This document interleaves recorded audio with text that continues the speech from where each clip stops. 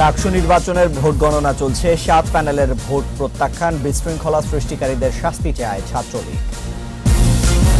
চট্টগ্রাম হবে ডিজিটাল ব্যবসা বাণিজ্যের কেন্দ্রবিন্দু, বললেন মন্ত্রী। হাইটেক ও সিটি কর্পোরেশনের সমঝোতা চুক্তি। টেকনাফে মাদক ব্যবসায়ীদের মধ্যে বন্দুকযুদ্ধে ১ জন নিহত, ইয়াবা ও অস্ত্র উদ্ধার।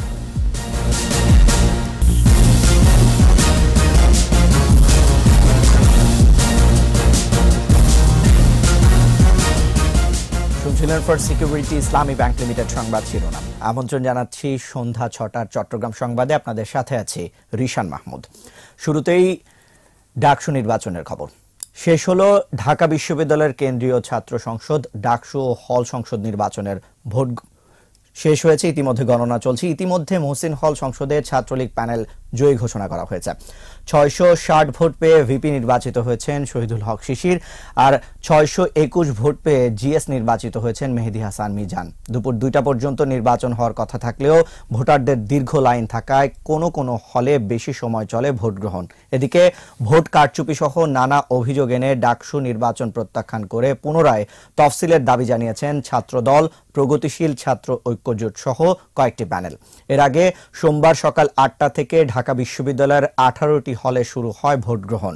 কেন্দ্র ও হল সংসদ নির্বাচনে ভোট দিয়েছে ৪৩,০০০ শিক্ষার্থী। ডাকসুতে ২৫ পদের জন্য প্রার্থী ২২৯ জন, আর ১৮টি হলে সংসদ প্রার্থী ৫০৯ জন। দর্শক, ঢাকা বিশ্ববিদ্যালয় এলাকায় আছেন সহকর্মী জসিম জুয়েল। আমরা আরো খবরাখবর জানতে তার সাথে সরাসরি যুক্ত হচ্ছি। জসিম, শুনতে পাচ্ছেন? ধন্যবাদ রিশান।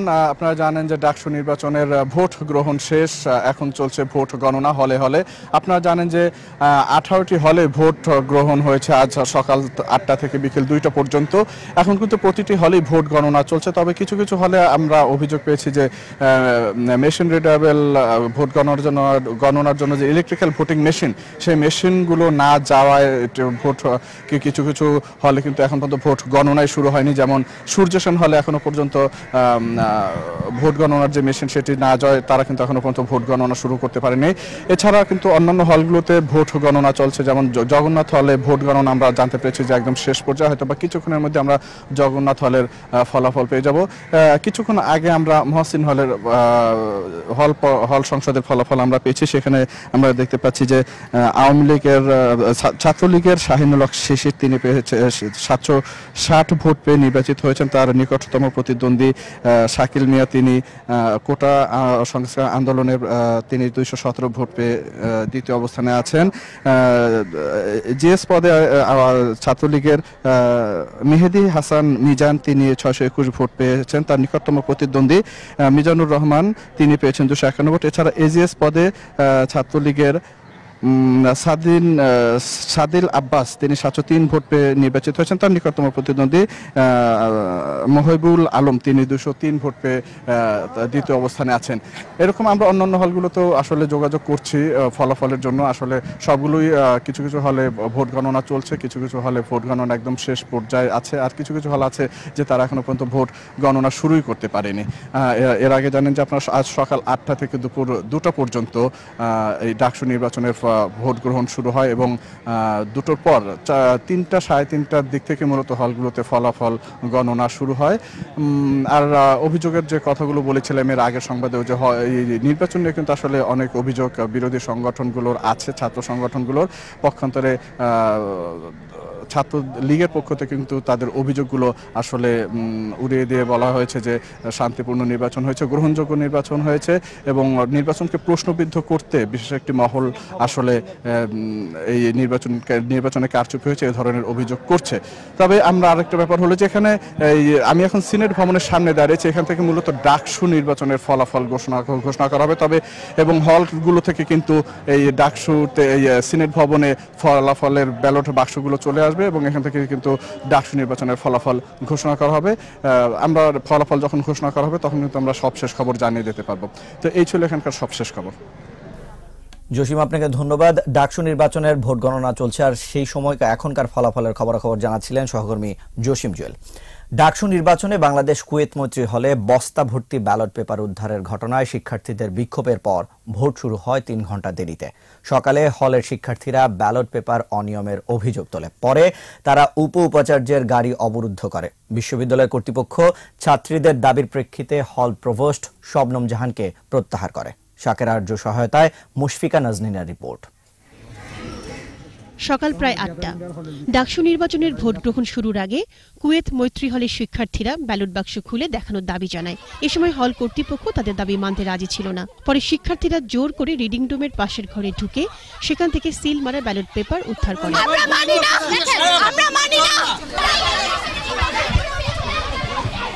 একটা বস্তা ছিল, সেই বস্তার মধ্যে মেয়েদের পুরনো বই, সেই পুরনো বইয়ের নিচে এই ব্যালট পাওয়া গেছে। একটু উঁচু হয়ে দেখলাম যে 2-3টা বস্তা টেনে ব্যালটের থেকে নিয়ে যাওয়া হচ্ছে ওই দিকে, যেখানে কিনা আমরা একটা ভোটও করতে দেয়নি। সেখানে আমরা গিয়ে দেখি তাদের এতগুলো ভোট দেওয়া হয়ে গেছে। এক বস্তা ভোট কিন্তু আমরা তাদের পেয়েছি। এই ঘটনায় শিক্ষার্থীরা বিক্ষুব্ধ হয়ে ওঠে।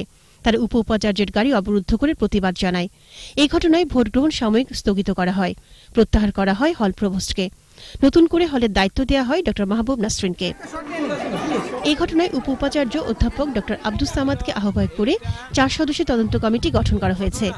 অভিযুক্তদের বিরুদ্ধে তদন্ত করে ব্যবস্থা নেওয়া হবে বলে জানানো হয়। একটা প্রক্রিয়ার মধ্যে দিয়ে কিন্তু প্রার্থী হয়েছে, সে যেই হোক, দলের হোক, মতের হোক, নিরপেক্ষ হোক, স্বতন্ত্র হোক, তারা একটা প্রক্রিয়ার ভিতর দিয়ে হয়েছে। তাদের একটা নমিনেশন পেপার সাবমিট করার একটা সময় ছিল, প্রত্যাহার করার একটা সময় ছিল, এবং সেই সময় পার হয়ে গেছে। তারপরে ব্যালট পেপারটা ছাপা হয়েছে। এটা চাইলেই আইনগত সমস্যা আছে, এই ব্যালট পেপার বাতিল করা যাবে না। ভোট হবে, ভোট যার ইচ্ছা যাকে ভোট দিতে পারবে। প্রায় 3 ঘণ্টা পর বেলা 11:10-এ নতুন করে ভোট গ্রহণ শুরু হয়, চলবে বিকেল 5:10। মুশফিকা নাজনীন, 21 টেলিভিশন। এদিকে প্রশাসন চাইলে নির্বাচন আবারও দিতে পারে, এতে ছাত্রলীগের কোনো আপত্তি নেই বলে জানিয়েছে ছাত্রলীগ। বিকেলে মধুর ক্যান্টিনে সংবাদ সম্মেলনে কথা বলেন ছাত্রলীগের ভিপি প্রার্থী রেদওয়ানুল হক শোভন। নির্বাচনকে প্রশ্নবিদ্ধ করার জন্য একটি মহল এই কাজটি করেছে, যাতে এই ঢাকা বিশ্ববিদ্যালয়ের যে ডাকসু নির্বাচন সেটা যেন প্রশ্নবিদ্ধ হয়। নতুন করে ভোটের কথা বলছেন, এটি হাস্যকর।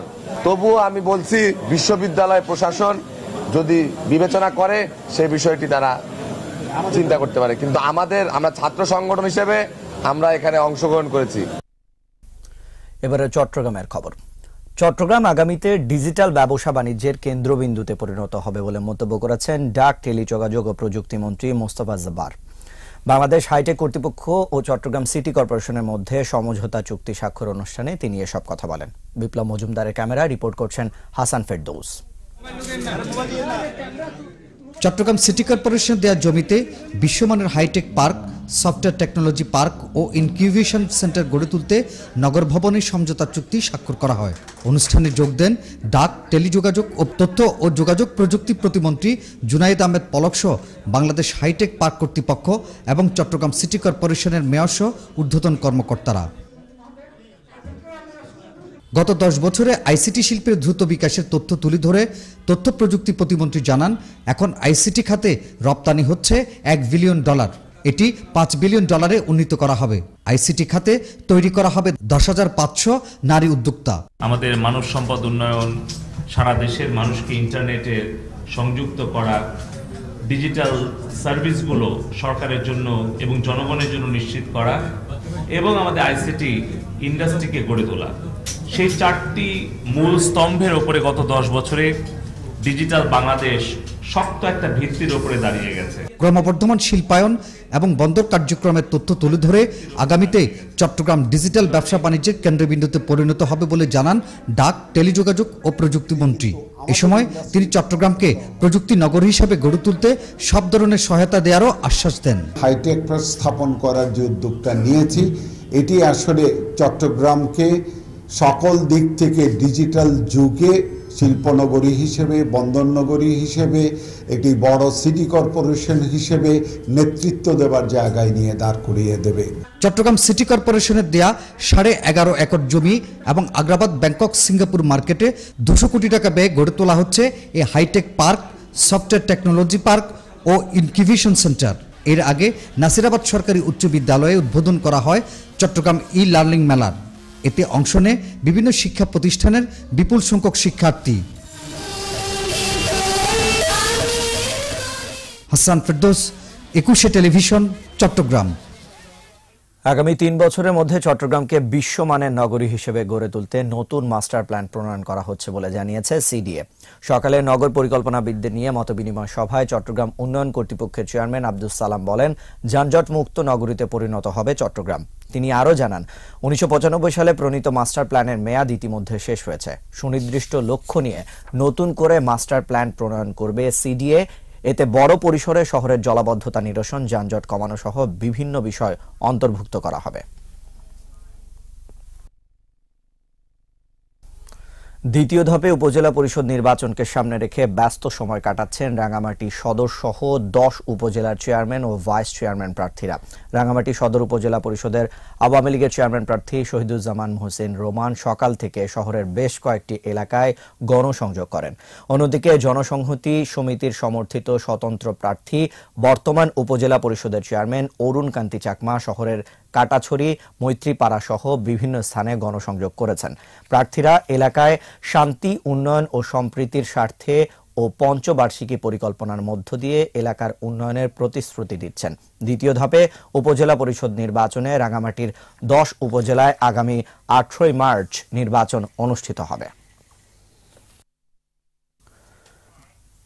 কক্সবাজারের টেকনাফে 2 মাদক ব্যবসায়ী গ্রুপের মধ্যে গোলাগুলিতে আব্দুর রহমান নামে এক ইয়াবা ব্যবসায়ী নিহত হয়েছে। টেকনাফ উপজেলার হোয়াইকং, সাতগড়িয়া, পাড়া, শিলাইলম্বা, ঘোনা পাহাড়ে এই ঘটনা ঘটে। টেকনাফ পুলিশ জানায়, ভোরে ইয়াবা ব্যবসায়ীদের 2 গ্রুপের গোলাগুলির খবর পেয়ে অভিযান চালায় পুলিশ। এ সময় পুলিশের উপস্থিতি টের পেয়ে ইয়াবা ব্যবসায়ীরা পালিয়ে যায়। পরে আব্দুর রহমান নামে এক ইয়াবা কারবারিকে উদ্ধার করে হাসপাতালে নেয়ার পথে তার মৃত্যু হয়। ঘটনাস্থল থেকে 3000 পিস ইয়াবা ট্যাবলেট, একটি দেশীয় এলজি ও 3 রাউন্ড তাজা কার্তুজ উদ্ধার করা হয়।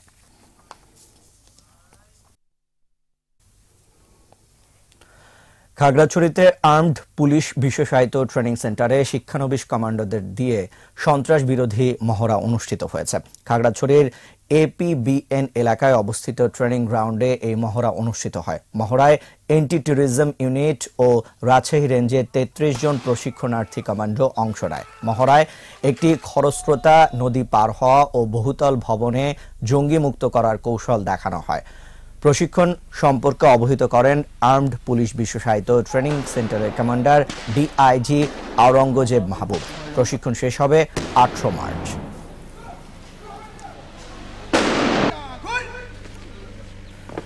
এগারোতম গ্রেডের দাবিতে কক্সবাজারে মানববন্ধন করেছে প্রাথমিক বিদ্যালয় সহকারী শিক্ষকেরা।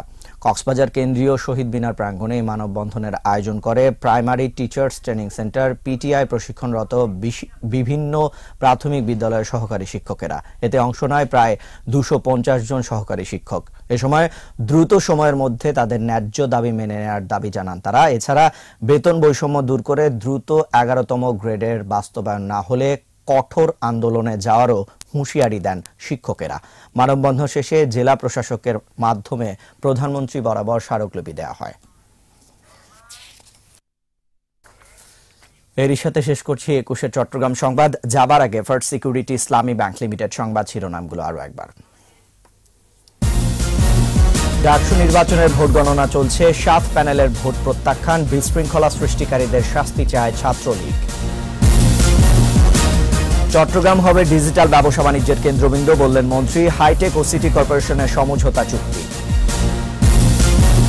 টেকনাফে মাদক ব্যবসায়ীদের মধ্যে বন্দুকযুদ্ধে 1 জন নিহত, ইয়াবা ও অস্ত্র উদ্ধার।